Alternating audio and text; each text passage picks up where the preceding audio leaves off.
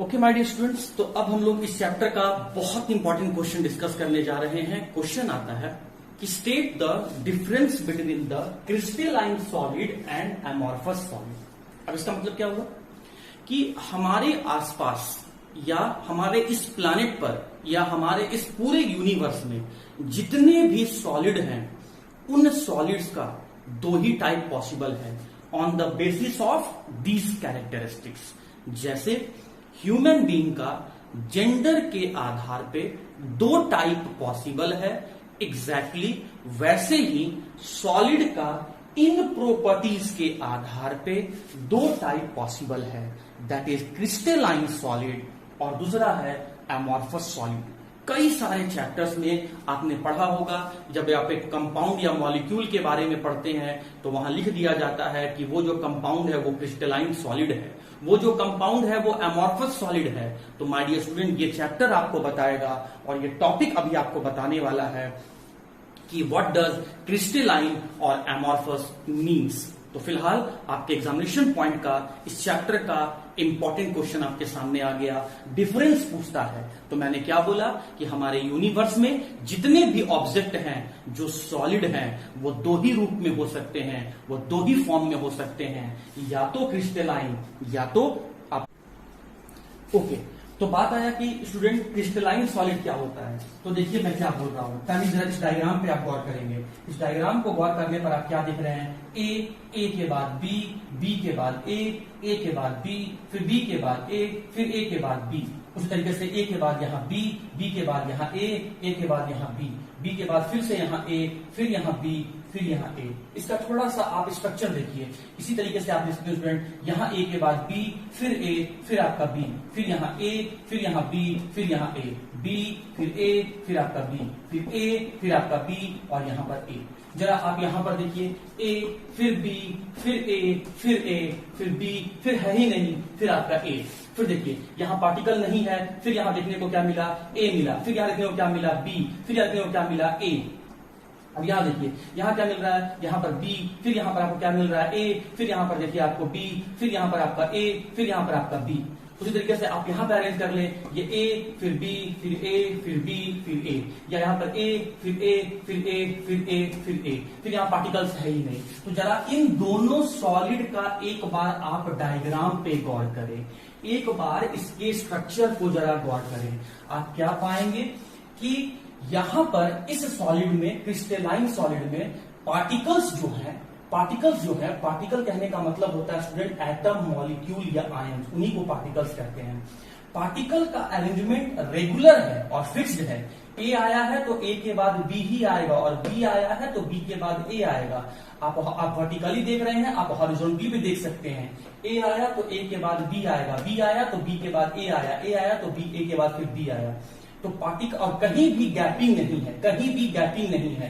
लेकिन आप क्या देख रहे हैं, ए के बाद बी आया, बी के बाद ए आया, लेकिन फिर ए के बाद ए आ गया। मतलब पार्टिकल का अरेंजमेंट डेफिनिट नहीं है, निश्चित नहीं है, कुछ भी आ रहा है, रैंडम अरेंजमेंट देखने को मिल रहा है, बट यहां पर फिक्स अरेंजमेंट देखने को मिल रहा है।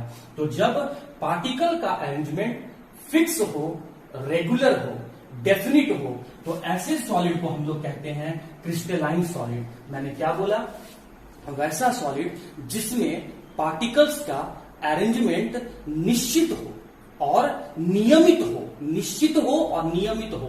तो ऐसे सॉलिड को हम लोग क्या कह रहे हैं, क्रिस्टलाइन। ए आया तो फिर बी आ रहा है, बी आया तो फिर ए आया, और ए आया तो फिर बी ही आया है। मतलब निश्चित है, और निश्चित होने के साथ साथ नियमित है। ऐसा नहीं है कि गैप है, लेकिन आप यहां देख सकते हैं कि यहाँ गैपिंग है। ए के बाद कोई पार्टिकल है ही नहीं, मतलब इसका मतलब ये नियमित नहीं है। उसके बाद ए के बाद बी है ही नहीं, और ए के बाद देखिए फिर ए ही आ गया, मतलब यहाँ पर निश्चित भी नहीं है कि कौन सा पार्टिकल आ रहा है। तो जब वैसे सॉलिड जिसमें पार्टिकल्स का अरेंजमेंट या पार्टिकल्स का पोजीशन निश्चित और नियमित हो, फिक्स्ड और डेफिनिट और रेगुलर हो, मैं यहां पर लिख रहा हूं, पार्टिकल्स का अरेंजमेंट डेफिनिट हो और साथ ही साथ आपका रेगुलर हो, तो वैसे सॉलिड को हम लोग कहते हैं क्रिस्टलाइन सॉलिड। लेकिन डेफिनिट और रेगुलर नहीं हो तो उसे हम कहते हैं एमॉर्फस सॉलिड। मतलब पार्टिकल्स का अरेंजमेंट निश्चित और नियमित नहीं है, मतलब इनडेफिनिट और इरेगुलर है। अब देखिए, सिंस पार्टिकल्स का अरेंजमेंट आपका डेफिनिट है और रेगुलर है, निश्चित और नियमित है, इसीलिए इनका शेप भी फिक्स होता है। लेकिन यहां पार्टिकल्स का अरेंजमेंट आपका डेफिनिट नहीं होता है, रेगुलर मैनर में नहीं होता है, इसीलिए यहां का शेप भी आपका फिक्स नहीं होता है। तो क्या होता है, इररेगुलर शेप का होता है, मतलब टेढ़ा मेढ़ा शेप का होगा। सिंस, अब यहां से मैं नीचे जोड़ रहा हूं, स्टूडेंट ध्यान से देखिएगा, सिंस इनमें शेप फिक्स होता है, इसीलिए काटने पर बिल्कुल एकदम सीधा एक तरफ से कट जाते हैं, बिल्कुल क्लीन क्लीवेज हो जाता है। क्लीवेज का मतलब होता है काटना। जब काटेंगे तो बिल्कुल हमें एक समान कटा हुआ दिखेगा, लेकिन यहां पर पार्टिकल कहीं है कहीं नहीं है, तो जब आप इसे काटेंगे तो टेढ़ा मेढ़ा कट जाएगा। तो कहने का मतलब जब किसी सॉलिड को कट करने पर क्लीन क्लीवेज मिले तो हम कहेंगे कि वो क्रिस्टलाइन सॉलिड है। लेकिन आपको क्लीन क्लीवेज नहीं मिले, टेढ़ा मेढ़ा कटा हुआ मिले, तो उसे हम लोग कहेंगे एमॉर्फस सॉलिड। क्रिस्टलाइन सॉलिड जो होते हैं, पॉइंट नंबर 4 में आ गया कि नेचर के बारे में क्या बोले कि ये सॉलिड के हर प्रॉपर्टीज को, सॉलिड के हर गुण को, ठोस होने का हर गुण को ये शो करते हैं, इसीलिए इसमें क्रिस्टलाइन सॉलिड कहा गया है। और यहां पर ये सॉलिड होने के सभी गुण को नहीं शो करते हैं। मैं एक्सप्लेन करने जा रहा हूं स्टूडेंट, ये पॉइंट नंबर 3, 4 और 5 बहुत इंपॉर्टेंट है, आप इन बातों को पहले ध्यान से देखें। देखिए सॉलिड क्या होता है, जिसका एक डेफिनेट शेप होगा, लेकिन क्या इसका डेफिनेट शेप है? नहीं। उसके बाद मैंने क्या बोला था, पार्टिकल्स के बीच में फोर्स ऑफ अट्रैक्शन, डिस्टेंस बहुत कम होगा और फोर्स ऑफ अट्रैक्शन ज्यादा होगा। यहां पार्टिकल्स रेगुलर मैनर में है, मतलब हर जगह पर है, इसीलिए पार्टिकल्स के बीच में फोर्स ऑफ अट्रैक्शन यहां ज्यादा है। बट देखिए यहां पार्टिकल है, यहां नहीं है, यहां पार्टिकल है और नहीं है, फिर यहां पर है, तो इनके बीच में डिस्टेंस बढ़ गया, और डिस्टेंस बढ़ गया होगा तो फोर्स ऑफ अट्रैक्शन घट गया होगा। तो आप क्या देख रहे हैं, ये ऐसे सॉलिड हैं जहां पर पार्टिकल्स के बीच में फोर्स ऑफ अट्रैक्शन ज्यादा है, ये ऐसे सॉलिड हैं जिनमें पार्टिकल्स के बीच में फोर्स ऑफ अट्रैक्शन कम है, ये ऐसे सॉलिड है जिनका डेफिनेट शेप है, ये ऐसे सॉलिड है जिनका डेफिनेट शेप नहीं है। तो कहने का मतलब ये सॉलिड के सभी गुण को शो करते हैं, इसीलिए इसे हम ट्रू सॉलिड कहते हैं। नेचर कैसा हो गया, ट्रू सॉलिड। और ट्रू सॉलिड कहने का मतलब क्या हुआ, सॉलिड के हर प्रॉपर्टी से ये मैच करते हैं, रिजेंबल कहते हैं। लेकिन सिंस यहां पार्टिकल का अरेंजमेंट फिक्स नहीं होता है, रेगुलर नहीं होता है, इसीलिए ये ट्रू सॉलिड नहीं होते हैं, इसे हम सूडो सॉलिड कहते हैं। सूडो सॉलिड, सूडो का मतलब होता है स्टूडेंट फॉल्स, और फॉल्स या फिर कह सकते हैं हाइपोथेटिकल। तो ये सूडो सॉलिड होते हैं, या इसी के लिए एक और वर्ड यहां पर दिया गया है। मैं थोड़ा सा यहां डायग्राम को मिटाने जा रहा हूं, और डायग्राम आपके दिमाग में क्लियर हो गया होगा ताकि मैं बाकी पॉइंट्स को डिस्कस कर सकूं। तो हाँ जी, सूडो सॉलिड या इसी सूडो सॉलिड को हम लोग सुपर कूल्ड लिक्विड कहते हैं। सुपर कूल्ड लिक्विड कहते हैं, मतलब सुपर कूल्ड लिक्विड कहने का मतलब क्या होता है, तो देखिए सुपर कूल्ड का मतलब हो गया बहुत कम टेम्परेचर पर ये लिक्विड स्टेट में बदल जाते हैं, उसे कहते हैं सुपर कूल्ड लिक्विड। तो ये सिंस इसमें पार्टिकल का अरेंजमेंट फिक्स नहीं होता है, इसीलिए ये सॉलिड के सभी गुण को नहीं शो करते हैं, इसीलिए इसमें इसको कहते हैं सूडो सॉलिड या इसको कहते हैं सुपर कूल्ड लिक्विड। और लिक्विड है तो इसका मतलब इसमें फ्लो करने का टेंडेंसी होगा। जैसे माय डियर स्टूडेंट, आप ऐसे समझिए बात को कि एक रबर है या प्लास्टिक है, उसे हमने गर्म किया तो आप देखते होंगे स्टूडेंट कि वो फ्लो करना शुरू कर देता है। मतलब रबर तो दिखने में सॉलिड जैसा है, लेकिन उसमें फ्लूडिटी मौजूद है, मतलब लिक्विड जैसे गुण शो करेंगे। देखने में सॉलिड हो, लेकिन गुण के हिसाब से, प्रॉपर्टी के हिसाब से वो लिक्विड से रिजेंबल करना शुरू कर देते हैं, और लिक्विड बनाया जाता है बहुत कम टेम्परेचर पर, इसीलिए उसे सुपर कूल्ड लिक्विड कहते हैं या उसे सूडो सॉलिड कहते हैं। पॉइंट नंबर 4 देखिए, ऑर्डर ऑफ अरेंजमेंट, मतलब जो पार्टिकल्स के सजावट का क्रम है वो कैसा है। तो पार्टिकल्स का सजावट का क्रम आपका निश्चित है, मतलब यहां देखिए क्या लिखा गया है ऑर्डर ऑफ अरेंजमेंट में, लॉन्ग रेंज ऑर्डर। ऑर्डर का मतलब सजावट, रेंज का मतलब दूरी, और लंबा मतलब ज्यादा डिस्टेंस तक। तो ज्यादा डिस्टेंस तक सजावट हमें एक जैसा दिखता है, ए के बाद बी, बी के बाद फिर ए के बाद फिर बी, बी के बाद फिर ए। तो लंबा दूरी तक सजावट हमें एक जैसा दिखता है, इसीलिए इसे हम लॉन्ग रेंज ऑर्डर कहते हैं। लेकिन यहां पर पार्टिकल है फिर नहीं है, और कभी कभी ऐसा हमें दिखा कि अगर ए है तो ए के बाद बी, अब बी के बाद फिर बी आ गया, फिर उस बी के बाद फिर बी आ गया। तो पार्टिकल का अरेंजमेंट एक जैसा हमको बहुत लंबा दूरी तक एक जैसा नहीं दिख रहा है, इसीलिए इसे हम लोग शॉर्ट रेंज ऑर्डर कहेंगे, शॉर्ट रेंज ऑर्डर कहेंगे। ये था फर्स्ट पॉइंट, ये आपका सेकंड पॉइंट, ये आपका थर्ड पॉइंट, ये आपका यहाँ पे फोर्थ पॉइंट। यहाँ ये आपका फर्स्ट पॉइंट, ये सेकंड पॉइंट, ये थर्ड पॉइंट, और ये आपका स्टूडेंट फोर्थ पॉइंट। अब देखिए मैंने क्या बोला था, यहाँ क्लीवेज के लिए मैंने आपको बता दिया था कि काटने पर बिल्कुल सीधा कटेगा, क्लीन क्लीवेज होगा, और यहाँ काटने पर आपका टेढ़ा मेढ़ा कट जाएगा, इररेगुलर क्लीवेज होगा। और इररेगुलर क्लीवेज के का होने का रीजन क्या था कि यहाँ पार्टिकल का जो शेप है वो आपका डेफिनिट और रेगुलर नहीं है। यहाँ काटने पर बिल्कुल सीधा कैसे कट गया, क्योंकि यहाँ पर पार्टिकल का जो अरेंजमेंट है, पोजीशन है, वो निश्चित है और नियमित है, इसीलिए मतलब डेफिनिट है और रेगुलर है। सिंस पार्टिकल हर जगह पर है तो यहां पर फोर्स ऑफ अट्रैक्शन बहुत ज्यादा है, और इसीलिए इनका रिजिडिटी मतलब कठोरता इनमें ज्यादा होता है। तो ये कह सकते हैं इनमें रिजिडिटी, कठोरता इनमें ज्यादा होता है, मतलब ये हाईली रिजिड होते हैं, और इनके कंपैरिजन में ये लेस रिजिड होते हैं। क्यों? क्योंकि पार्टिकल्स का अरेंजमेंट रेगुलर नहीं होता है, पार्टिकल का अरेंजमेंट डेफिनिट नहीं होता है, इसीलिए ये लेस रिजिड है।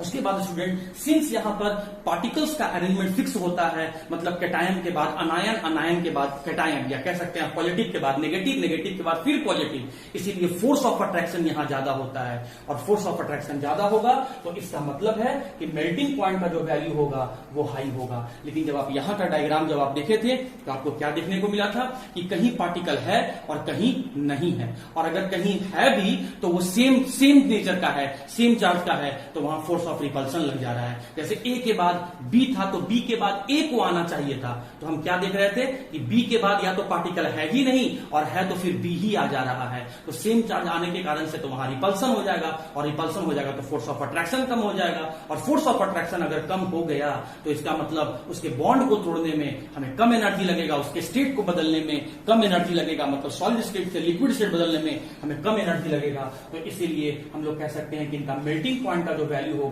वो कम होगा। मैं अभी एक और प्रॉपर्टी डिस्कस करने वाला हूं, नेचर ऑफ फिजिकल प्रॉपर्टीज। इसे मैं रोक के रखा हूं स्टूडेंट, लेकिन बचा हुआ arrangement, shape, nature, order of arrangement, melting point, cleavage, rigidity और एग्जाम्पल, ये सब आपको क्लियर होना चाहिए। इसका एग्जाम्पल क्या हो जाएगा? NaCl, sodium chloride. मैं बोल रहा हूं, दिख नहीं रहा स्टूडेंट तो आप सुन लें। Sodium chloride, lithium chloride, zinc sulphide. लेकिन इसका एग्जाम्पल क्या हो जाएगा? ग्लास, रबर, प्लास्टिक, या जितने भी पॉलीमर चैप्टर में मैंने एग्जांपल पढ़ाया था वो सब का सब आपका एमॉर्फस सॉलिड का एग्जांपल होगा। मतलब 1 2 3 4 5 6 7 8। मैं पहले 8 पॉइंट को फिर से मैं समझा देता हूं, आप प्लीज ध्यान से समझेंगे, तब मैं 9th प्रॉपर्टी की तरफ आऊंगा। बहुत टफ नहीं है, बहुत ईजी है, फिर से सुनिएगा। देखिए, हमारे यूनिवर्स में जितने भी ऑब्जेक्ट सॉलिड हैं वो दो ही तरह के सॉलिड हो सकते हैं। जैसे ह्यूमन बीइंग को जेंडर के आधार पे दो टाइप में, मेल और फीमेल में क्लासिफाई किया गया है, उसी तरीके से सॉलिड में पार्टिकल का अरेंजमेंट फोर्स ऑफ अट्रैक्शन के आधार पर दो टाइप में क्लासिफाई किया गया है। वैसा सॉलिड जिसका एक डेफिनिट निश्चित आकृति होगा, डेफिनिट शेप होगा, उसे क्रिस्टलाइन कहते हैं, और ऐसा सॉलिड जिसका डेफिनिट शेप नहीं होगा उसे अमॉर्फस कहते हैं। बात आया कि सर ऐसा सॉलिड, ये सॉलिड में डेफिनिट शेप, निश्चित आकृति क्यों है और इसमें निश्चित आकृति क्यों नहीं है, इसका इररेगुलर आपका शेप क्यों देखने को मिल रहा है? तो इसका रीजन है माय डियर स्टूडेंट कि पार्टिकल्स का अरेंजमेंट, यहां पर पार्टिकल का अरेंजमेंट डेफिनिट और रेगुलर है, ए के बाद बी और बी के बाद ए, तो नियमित और निश्चित है। लेकिन यहां पार्टिकल कहीं होते हैं, कहीं नहीं होते हैं, कहीं एक समान होते हैं, मतलब ए के बाद फिर ए ही आने लगा, फिर ए के बाद फिर ए आ गया, मतलब ऐसा नहीं है कि ए के बाद बी और बी के बाद ए आ रहा है, मतलब एक ही जैसा पार्टिकल आने लगता है। तो सिंस यहां पार्टिकल का अरेंजमेंट इनडेफिनिट और इररेगुलर है, इसीलिए शेप फिक्स नहीं है, और शेप फिक्स नहीं है तो काटने पर टेढ़ा मेढ़ा कट जाता है, मेल्टिंग पॉइंट का वैल्यू कम हो जाता है, फोर्स ऑफ अट्रैक्शन कम हो जाता है, और इसीलिए उसमें रिजिडिटी कम हो जाता है। ग्लास, रबर, जितने भी पॉलीमर्स हैं सब इसके एग्जाम्पल हैं। और इसमें जहां तक बात कर लें, sodium chloride, lithium chloride, zinc sulphide, या इस चैप्टर में हम लोग जितने भी एग्जाम्पल पढ़ेंगे सब क्रिस्टलाइन सॉलिड के बारे में पढ़ना है। ये सॉलिड के सारे गुण को शो करते हैं, इसीलिए ट्रू सॉलिड कहा जाता है। ये सॉलिड के सभी गुण को नहीं शो करते हैं, इनमें फ्लूइडिटी प्रेजेंट होता है, बहना शुरू कर देते हैं, फ्लो करना शुरू कर देते हैं, इसीलिए सॉलिड के सभी गुण को नहीं शो करते हैं, इसीलिए इन्हें सूडो सॉलिड या सुपर कूल्ड लिक्विड कहा जाता है।